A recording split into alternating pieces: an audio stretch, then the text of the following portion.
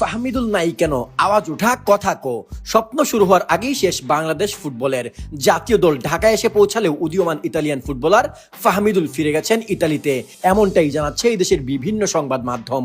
মনে রাখো ফুটবল প্রেমীরা, আজ যদি ফাহমিদুলের সাথে অন্যায় করা হয়, তাকে যদি অবমূল্যায়ন করে বাদ দেওয়া হয়, তাহলে কিন্তু এই দেশে আর প্রবাসী ফুটবলাররা আসার সাহস দেখাবে না।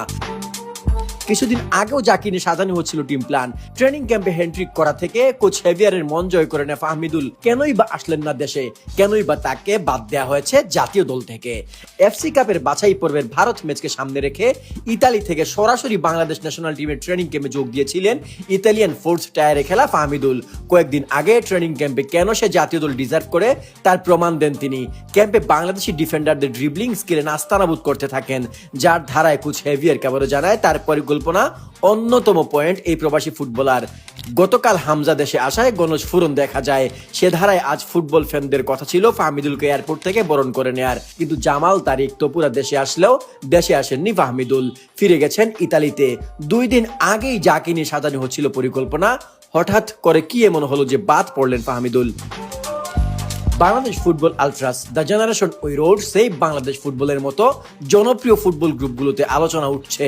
সবাই বলছেন এক সিন্ডিকেটের কথা, কিন্তু সেই সিন্ডিকেটে কে আছেন, কারা আছেন তা জানা নেই কারো। অনেকেই মনে করেন বাংলাদেশ ফুটবলের এই ব্যতী সিন্ডিকেট যতদিন থাকবে ততদিন বাংলাদেশ ফুটবলের কোনো উন্নতি হবে না।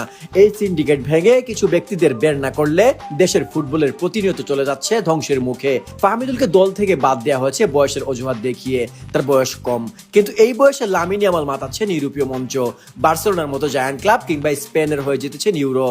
সেখানে আমরা অভিজ্ঞ দক্ষ প্লেয়ারকে বাদ দিয়ে দেই বয়সের অজুহাতে। বাফুফের পক্ষে আমের খান মিডিয়া এসে বলেন সৌদি আরবে আমরা 28 জন নিয়েছিলাম, কিন্তু ভারতের বিপক্ষে স্কোয়াড হবে 23 জনের। যদ্দূর জানি ভারত ম্যাচের জন্য কোচের যা পরিকল্পনা তাতে ফাহমিদুল যায় না। প্রবলেম বাফুফের নয়, হাভিয়ার ক্যাবারেরোর। এই যদ্দূর জানি এই ধরনের কোনো উত্তর এই দেশের মানুষ আর শুনতে চায় না, তারা সরাসরি শুনতে চায় আসল কারণ কি, কেন ফাহমিদুলের মতো খেলোয়াড়কে দল থেকে বাদ দেওয়া হলো। আসলেই কি ফাহমিদুল কোচের ট্যাকটিক্সের সাথে যায় না, নাকি সিন্ডিকেটের পাল্লায় পরে আরেকবার বাংলাদেশ হারাতে যাচ্ছে প্রবাসী ফুটবলারদের ভরসা।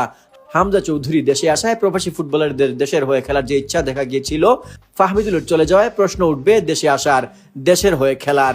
প্রশ্ন যেটাই হোক, আমরা আসল কারণ জানতে চাই, কেন ফাহমিদুল দল থেকে বাদ পড়লো, এই জবাব আমাদেরকে কে দিবে। ফাহমিদুল নাই কেন আওয়াজ উঠা কথা কো। স্বপ্ন শুরু হওয়ার আগেই শেষ বাংলাদেশ ফুটবলের। জাতীয় দল ঢাকায় এসে পৌঁছালেও উদীয়মান ইতালিয়ান ফুটবলার ফাহমিদুল ফিরে গেছেন ইতালিতে, এমনটাই জানাচ্ছে এই দেশের বিভিন্ন সংবাদ মাধ্যম।